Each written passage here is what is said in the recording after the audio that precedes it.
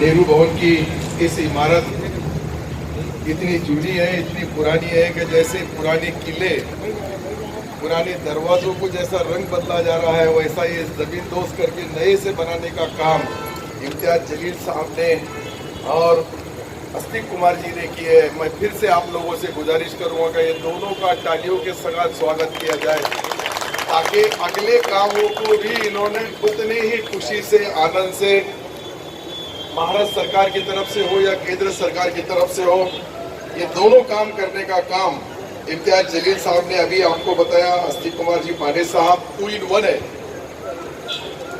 कि पहली बार हमारा ऐसा ये शहर का भाग्य समझो या हमारा तुम्हारा समझो, लेकिन 2 in 1 इसलिए है कि कमिश्नर भी आप ही है और काउंसिल भी आप है।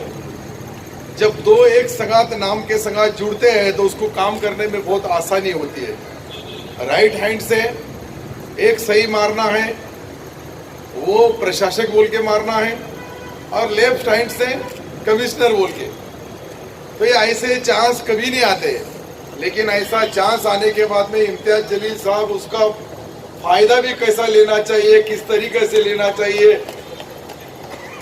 किससे लेना चाहिए, ये सारी चीजें उनको मालूम है। रविंद्र जी निकम साहब यहाँ के अतिरिक्त आयुक्त हैं, SD काकरे साहब जी, AB देशमुख साहब जी, अनिल जी तनपुरे साहब जी, संतोष जी डांगले, और मुझे लगता है पांजड़े साहब, तो कई जमाने से हमारे एक दोस्त, अच्छे साथी।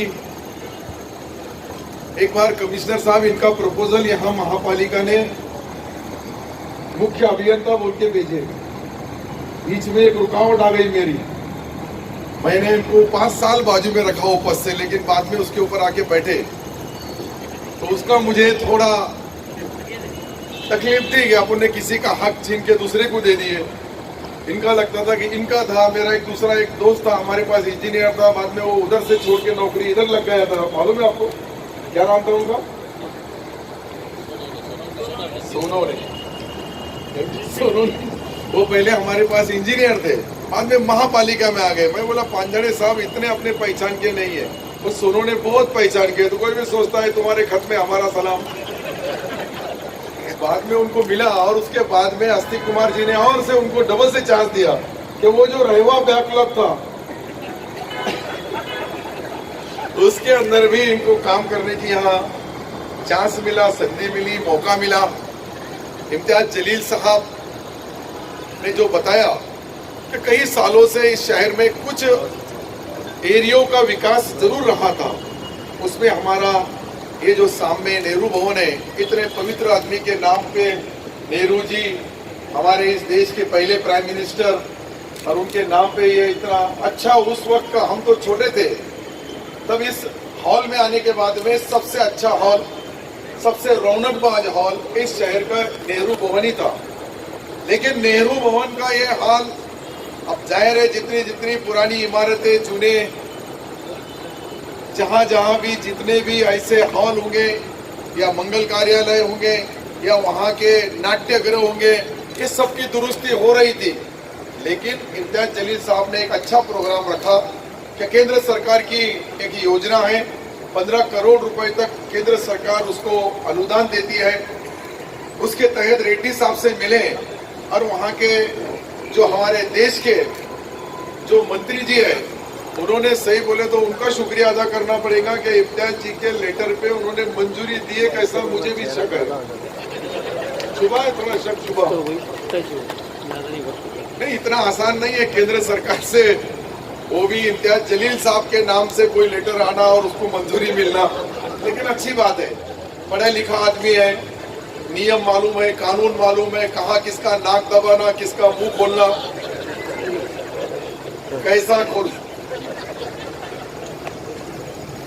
पढ़े लिखे आदमी की बात ही और रहती है, क्योंकि पढ़ा लिखा जो आदमी रहता है, जो अच्छा आदमी बोल के एक पोस्टर लगा था कुछ दिन पहले अच्छा आदमी था। मैं बोला इम्तियाज जलील है क्या बोल, लेकिन वो आदमी इम्तियाज जलील नहीं थे, कोई और थे। लेकिन मुझे अच्छा ख्याल है कि जब इम्तियाज जलील साहब यहाँ औरंगाबाद शहर में राजकारण की शुरुआत की। उस राजकारण की शुरुआत में उन्होंने कौन सी पार्टी से चुन के आए, जिससे बजाय इम्तियाज जलील साहब जिस तरह से काम करते हैं, जिस तरह से उनका काम करने का महाराष्ट्र सरकार के बीच, मैं और वो एक संगत, हम दोनों भी आमदार थे, हम दोनों ने भी काम करने का तरीका अपना अपना अलग अलग रहता है। उनका किस्मत ऐसी है कि उनके पास जो लाइसेंस मिलता है वो विरोधी पार्टी में बैठने का मिलता है। मेरा नाम सत्तार है, इसलिए मैं र चलेगी तो मैं सत्ता में रहता हूँ। कितने सालों से, कितने वर्षों से, 1983 से मैं सत्ता में है। सिंबल कोई भी हो, निशानी कोई भी हो, घोड़ा कोई भी हो, लगाम तो मेरे ही हाथ में रहती है सिंबल।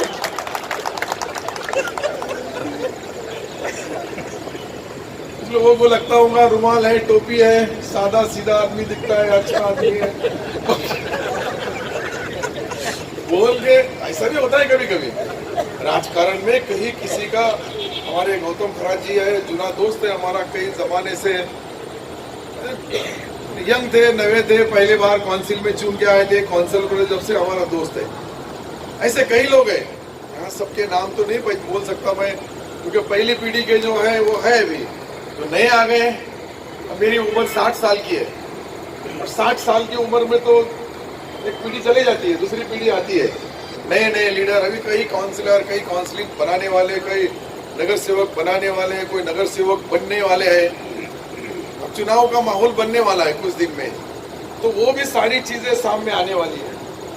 तो इम्तियाज जलील साहब, तुम्हारे नाम में ही इतनी ताकत अल्लाह ताला ने दिया है कि यहाँ कई मुसलमानों ने राजकारण करने की कोशिश की, रेस के घोड़े पे बैठ के भी रेस करने की कोशिश की, वो लंगड़े हो गए। ये लंगड़े घोड़े पे रेस करते करते रेस में आ गए। ये फर्क है, सही बता रहा हूँ। सबको ही कुछ सत्ता नहीं मिलती, सबको ही कोई पद नहीं मिलते। आमदार की होंगी, खासदार की होंगी, नगर सेवक होंगे, महापौर, अलग अलग पद है। इतने पद है कि सारे पदों को अपनी अपनी बाहैसियत उसको दिया जाती है।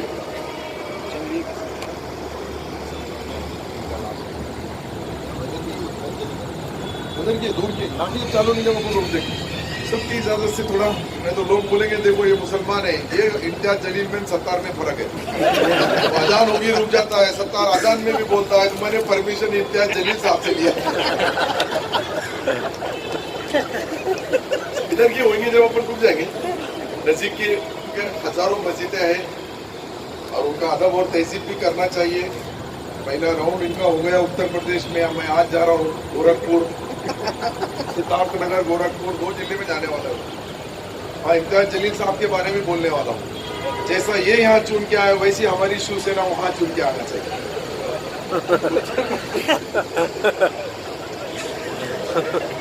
आसमान में पत्थर उछालना पड़ता है, उसको कोई छेद हो ना, इसकी चिंता नहीं करना, उछालो तो सही।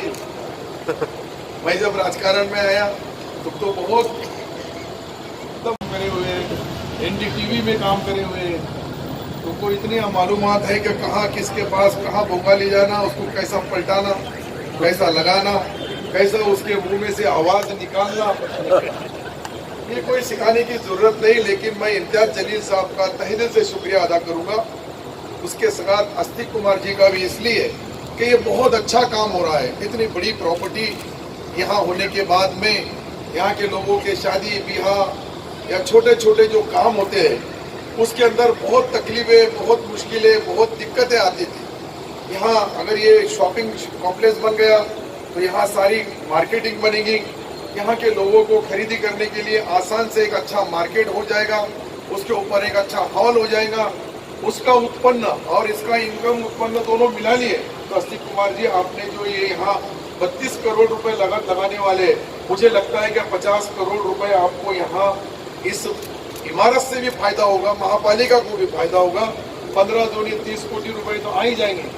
2 कोटी के साथ जो भी दिक्कत है उसके साथ और एक दूसरा काम भी हमारे भाई साहब ने बता दिया। अभी पहले वंदे मातरम बोले, उनको मालूम है ये शिवसेना में, आज बाद में हज हाउस बोले। हालांकि मौके के हिसाब से पहले हज हाउस बोलना था, लेकिन कब कौन सी बात बताना, कैसी बात बताना, ये इम्तियाज जलील साहब को सिखाना पड़ता है। सही ना? दोनों काम के लिए मैं आपको ये बताना चाहता हूँ कि उसको 28 से या 29 कोटि रुपए कुछ तो भी कम है। अभी अस्तिक कुमार जी से मैंने कलेक्टर से भी बात किया, कलेक्टर ने मुझे बताया कि 14 कोटि रुपए उसके फर्नीचर के अंदर काफी पैसे लगने वाले हैं। अंदर का देखो, इमारत खड़े करने के बाद में अंदर का जो उसका जो भी डेकोरेशन करना पड़ता है, जिस तरह से उसको पायाभूत मूलभूत सुविधाएं देना पड़ती है, उसके लिए काफी पैसा लगता है। तो ये दोनों पैसे मार्च के पहले आपको मिल जाएंगे। और मार्च के पहले मैं इसलिए बोल रहा हूँ कि मैं तब भी मैं मंत्री था, 2013 की बात है।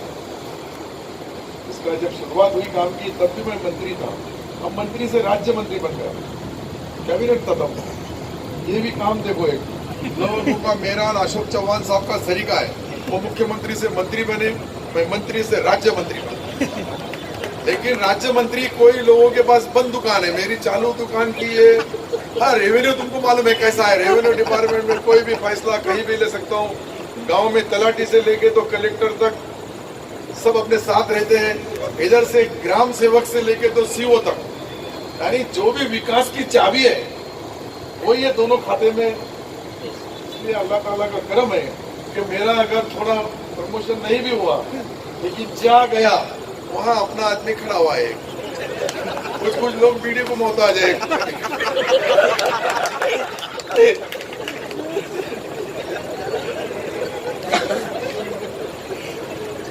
मौका है तो एखादा चौका भी मार देना चाहिए। लेकिन 2 साल से अस्तिक कुमार जी के मन में बहुत है, वो हिंदी भाषिक है और मुशायरे के बारे में उनको बोलने की जरूरत नहीं। उनकी फैमिली को मैं, उनकी जो मिसेस है हमारी एसपी मैडम थी, कर्तव्यदक्ष महिला अधिकारी, और इनको पसंद आता कि नहीं मालूम नहीं मुझे, लेकिन मैडम को नान कलिया बहुत पसंद आता। नहीं सही, अब हंस रहे, मैंने मेरे घर पे खिलाया, वो बहन ने जब जो खाई बहन ने और जब तारीफ की, इसलिए मुझे जब का अच्छी बात का आइए, लेट आए, देर आए, दुरुस्त आए, इधर आइए, ऊपर आइए, ऊपर आइए, माँ जी माँ ऊपर क्या है, आए, देर आए, दुरुस्त आए, लेकिन आए, आने को महत्व है। तुम्हारे लिए टाइम पास कर देते हम।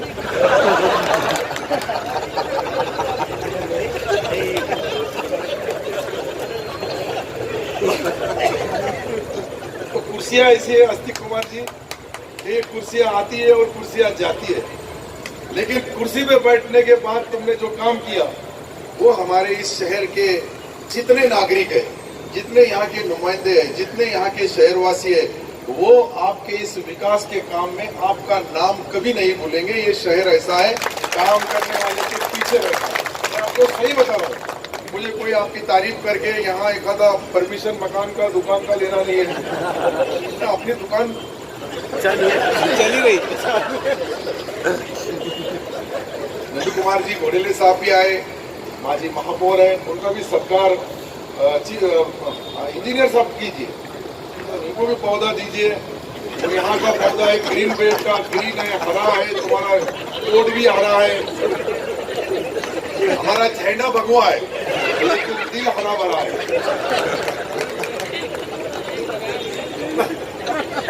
इससे बता रहा हूँ, जो है तो है, उसको तो कुछ छुपा नहीं सकते। यहाँ मैं तुमको अलग झंडा बोला, उधर अलग निकल गया, तुमको ग्रीन का लफड़ा है। लेकिन ये सारी चीजें जो मैं आपको बता रहा हूँ, मौलाना आजाद रिसर्च सेंटर के बारे में सही बताया आपने। उसके लिए जितना पैसा लगेगा, कमिश्नर साहब आप हमको ये 10 दिन में उसको लगने वाला खर्चा उतना दीजिए। मैं सिल्लोड में से उतना कार के 2-1 कोटि रुपए औरंगाबाद शहर को दे देता है। क्या हाँ, कहीं ना कहीं देना चाहिए, जरूरी है, वो भी जरूरी है। और इसके बाद का मैंने जो बताया आपको, क्या अस्तिक कुमार जी हिंदी भाषिक है, और हिंदी भाषिक को मुशायरे के में इतना प्यार, इतनी मोहब्बत रहती है, कभी सम्मेलन में भी उतनी रहती है। इसका मतलब ये नहीं है कि मुशायरे के अंदर ही, मुशायरा एक ऐसा है कि एक जमाने में ये नेशनल लेवल के ऊपर बहुत बड़े पैमाने में मनाया जाता था। उर्दू भाषा ऐसी थी कि उर्दू भाषा को उस वक्त में सारे हिंदू भाई भी प्यार मोहब्बत से पढ़ते थे। उसके बाद राजकारण आया, चुनाव आए, मतदान बटन दबाने का काम आया, ठस्से मारने का, सॉरी बटन दबाने का भाग आया, ठप्पे मारने के बाद में लगा कि ये तो उर्दू है, ये तो भाषा एक स्पेसिफिक कुछ लोगों की है, कुछ लोगों की। देखो उस टाइप की राष्ट्रीय भाषा, उर्दू को भी उतना ही अदब और तहजीब से देखना चाहिए। लेकिन महाराष्ट्र में रहने वाले लोगों ने पहले मराठी को अपने मन से तन से मानना चाहिए। मराठी भाषा ये हमारी मातृभाषा है, मराठी महाराष्ट्र की, और हिंदी भाषा ये राष्ट्रीय भाषा है। दोनों भी भाषाओं का हमको प्यार है। कवि सम्मेलन भी लिया जाएगा। और 2 साल से जो नहीं ले गया वो कोरोना है, वो कोई हैदराबाद से यहाँ नहीं आया, चीन से आया था। अरे हाँ सॉरी, हैदराबाद से, मतलब मुशायरे हैदराबाद में बहुत होते हैं। मेरा बोलने का मकसद ऐसा कोई गलत नहीं, तुम्हारा हंसने का मकसद गलत नहीं। मैं हंस रहे उस पर से समझ जाता हूँ मैं कि तुम्हारा सोच कहाँ जा रही है। लेकिन मैं इम्तियाज जलील साहब के साथ वो सोच से कभी नहीं रहा। मैंने पहले भी बताया था कि उनकी पार्टी मेरे विचार की नहीं है, पर ये आदमी लोकसभा में मेरे विचार का। मैं कोई बात छुपाया भी नहीं। राजकारण में जो किए उसको बोलना चाहिए, करे, नहीं किए अपने को डर लगता ही नहीं। कभी कहीं भी रहेंगे बस एक ही रिमोट कंट्रोल ऊपर है, जब वहां से बटन दब जाएगा तो कोई कुछ नहीं करने वाला। और जब वहां से ही हो सकता, देखो ये तो राजकारण है। जब चुनाव आता है ढोल ताशे बजते हैं, डबड़ा बजा के मैदान में पहलवान उतरते हैं, कौन पहलवान कैसा है उसका मूल्यमापन जनता जनार्दन करती है। उसके बाद उसको सर्टिफिकेट मिलता है। आप लोगों को मालूम होगा, इम्तियाज जलील साहब यहाँ है, कोई चैनल वाले यहाँ होंगे तो IBN लोकमत और जी 24 तास, ABP माझा और TV 9 को मैंने बताया था। वडील साहब को भी मालूम होगा। पुलिंग होने के बाद में वोटिंग हो गया, और वोटिंग होने के बाद में एग्जैक्ट पोल आया। एग्जिट पोल में उन्होंने बताया कि खैरे साहब विजयी हो गए। मैंने बोला विजय हो सकते हैं, लेकिन इस शहर में पुलिंग जो हुआ, इस शहर में जो मतदान हुआ वडील साहब, वो ऐसा मतदान हुआ था कि कोई भी जजमेंट लगा नहीं सकता कि कौन चुन के आएगा। मैंने वो तीनों चैनलों को बोला था कि आखिरी की फेरी तक चलेगा, और जब भी घोषित होगा कि कौन विजय प्राप्त कर रहा है, कौन वीर गति को प्राप्त हो रहा है। लेकिन ये चुनाव में लोकसभा औरंगाबाद में पहली बार ऐसा वोट हुआ कि 3 जगहों डिवाइड हुआ, 3 जगहों अलग अलग तरीके से वोट हुआ। और राजकारण में वो जब एग्जिट पोल ने जो आंकड़े बताए मुझे, ये मीडिया है या अपना कोई सवाल ही नहीं, मैंने जबकि क्लिप भी है मेरे पास, मैंने तीनों चैनलों को बताया था कि आखिरी फेरे तक औरंगाबाद शहर का या औरंगाबाद जिले का, ये लोकसभा क्षेत्र का कौन खासदार बनेगा ये नहीं बोल सकते। चंद्रकांत खैरे साहब भी बन सकते, इम्तियाज जलील साहब भी बन सकते, और जाधव भी बन सकते। और वैसा ही हुआ, आखिरी फेरी तक चलते रहा। कोई बोला ये आ रहा, कोई बोला वो आ रहा ही नहीं, सब आ गए, यही नहीं आ रहे। बोला कहाँ कूद गई गाड़ी, कुछ कांग्रेस छोड़ दिया। तो कांग्रेस का रिजाइन किया था, इंडिपेंडेंट था, कोई पार्टी से था, कोई पार्टी का बंधन नहीं था। जो भी निर्णय लेना है, जो भी फैसला लेना है, जैसा अभी अस्तिक कुमार जी लेते हैं वैसा ही था अपना। नेता भी मैं, कार्यकर्ता भी मैं, ऑर्डर देने वाला भी मैं, स्वयं घोषित लीडर बन गया था उस दिन। कोई पार्टी में नहीं, किसका बंधन नहीं, किसी का कुछ बोलना नहीं। तो जब सोचा था मैंने सिर्फ एक ही बात बताया था लोगों को, अस्तिक कुमार जी, ये कोई राजकीय स्टेज नहीं है, लेकिन वो गुजरी भी बात बता रहा हूँ, जो हुई भी बात। मैं बोला 2 भाई एक हो सकते हैं, सुभाष झामन साहब और राजन बाबूजी। तो इम्तियाज जलील ने साहब क्या मेरा बदारा काटा है? उतने में से लोग समझ गए कि मैं क्या बोल रहा हूँ। आगे लोग भी बहुत होशियार है, जो बैठते यहाँ देखते वो बोलते ना, कोणाच्या पोटात काय, त्याच्या होटात काय, आणि बटन दाबणाऱ्या पोटात काय। 3 अलग अलग तरीके रहते हैं। पेट में की बात समझ में आती नहीं, मुंह में की बात समझ में आती है। इसका विजय असो, उसके आगे बढ़ो, हम तुम्हारे पीछे। जब वहां जाके टू करता है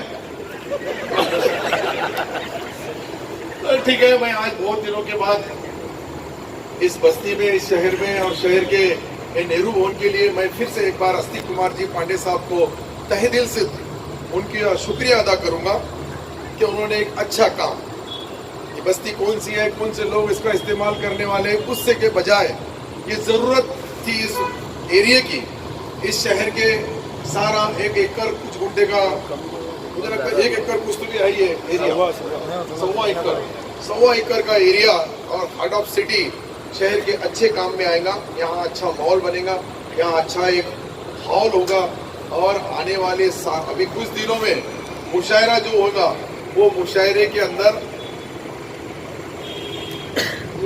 मुशायरा करना है ना, उसको देख रहे मुशायरा इसमें भी मिलता दुनिया भर के मुशायरे यूट्यूब पे भरे हुए, इनको लगता है कि वही देख लेंगे, ये भी देख।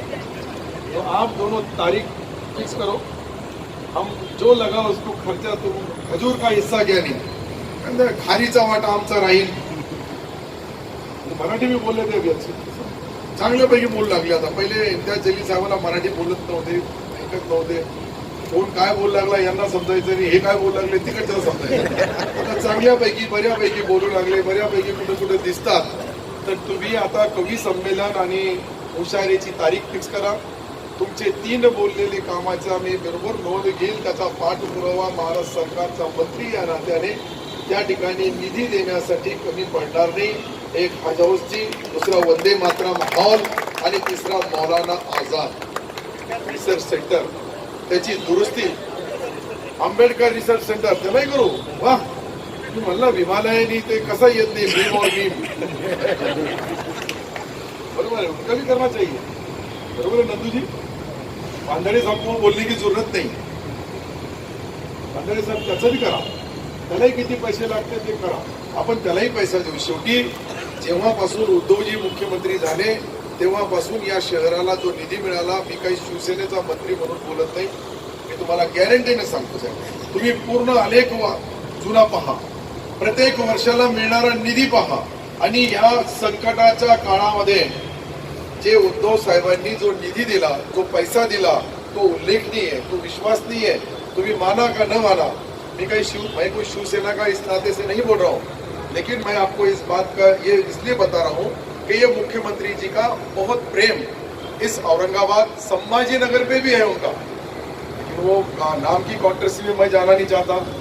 मुझे नंदू कुमार जी मुख्यमंत्री की तरफ से बोलने की सहूलत है औरंगाबाद, दूसरे शिवसेना वाले को संभाजी नगर बोलना पड़ता है, मुझे औरंगाबाद बोलने की सहूलत है।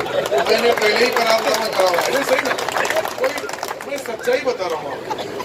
संभाजी नगर बोलना, नंदू गोड़ेल ने कभी औरंगाबाद बोलते तो कल उनकी पार्टी में हकल पट्टी गई, लेकिन मैंने कितने भी बार औरंगाबाद बोला तो मुझे सहूलत है, क्योंकि मैं शिवसेना में कम आगास्वर्गीय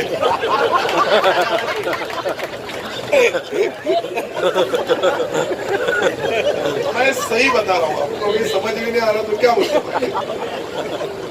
मैं फिर से आस्तिक कुमार जी का और इम्तियाज जलील साहब ने एक अच्छा विजन, जो भी रहा, जितने भी सालों का बैकलॉग है, वो सालों के बैकलॉग में इनका भी 5 साल का बैकलॉग है। 5 साल यहाँ एमएलए थे, उनका भी बैकलॉग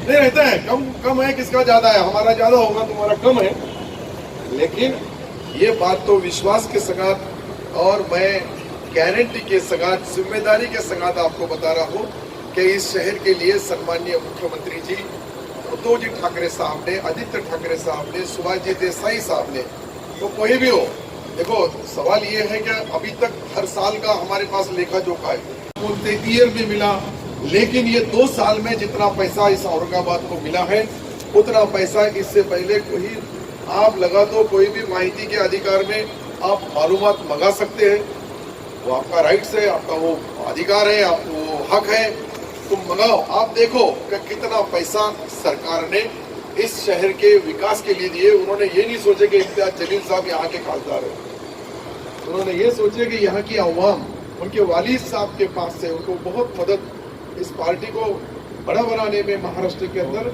इस औरंगाबाद का भी शिवसेना बनाने में बहुत बड़ा हाथ है, इसलिए पैसा देने में वो कहीं भी कोई कमी नहीं करते, हर बार पैसा देते हैं, हर बार पैसा देने वाले हैं। और इस शहर के लिए कोई भी मांगनी करे तो ये सरकार के अंदर, चाहे अजीत दादा पवार होंगे, चाहे अशोक राव जी चौहान साहब होंगे, ये कोई भी पैसा देने को कम नहीं करते और ये शहर का जो भी बैकलॉग है वो किसने किया, क्या किया, उसके बजाय आज हमको तुमको काम करने का मौका मिला है।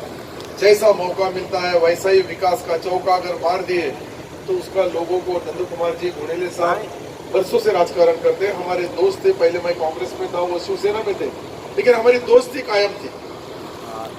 मैं हर आदमी को यही बताता हूँ कि चुनाव आ गया जरूर लड़ो, चुनाव के बाद में हमारे शहर का विकास, हमारे जिले का विकास, मराठवाड़े का विकास, महाराष्ट्र का विकास, देश के सगात बाकी हिस्सों में हमको भी उसका विकास का काम होना चाहिए, यही मांग है।